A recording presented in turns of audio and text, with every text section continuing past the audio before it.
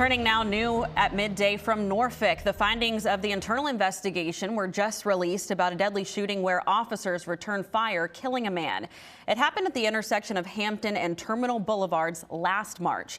10 on your side's Regina Mobley was at the news conference held by the Norfolk Commonwealth Attorney, and she joins us live with him now.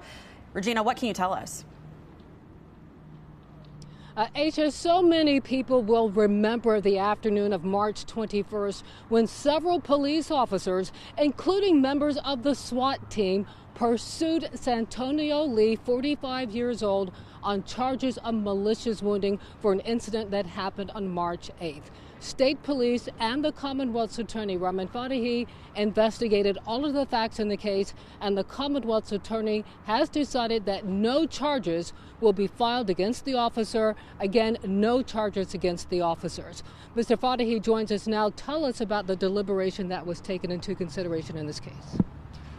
The state police did an excellent job in their investigation. The Norfolk Police were a model of transparency. I went out there myself that day, on the day of the shooting, to observe it.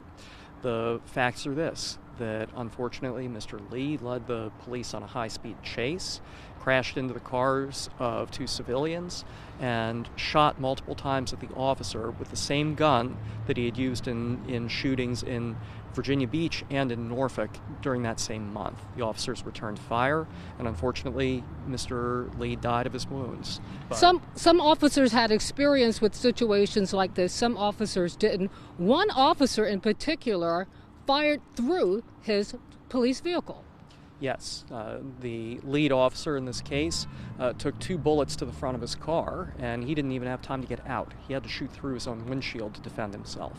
How many shots were fired by law enforcement, and how many shots were fired by Mr. Lee? Mr. Lee fired 5 times. You can hear it clear as day on the body camera video. The police shot about 32 times in total.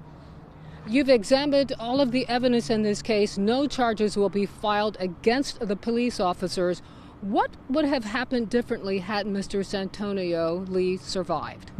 I would have charged Mr. Lee with multiple felonies, including attempted malicious wounding of a law enforcement officer, using a gun to do that, being a felon in possession of a firearm, and felony eluding of the police. A difficult situation, a difficult story. You met with Mr. Lee's family members. What did you share with them?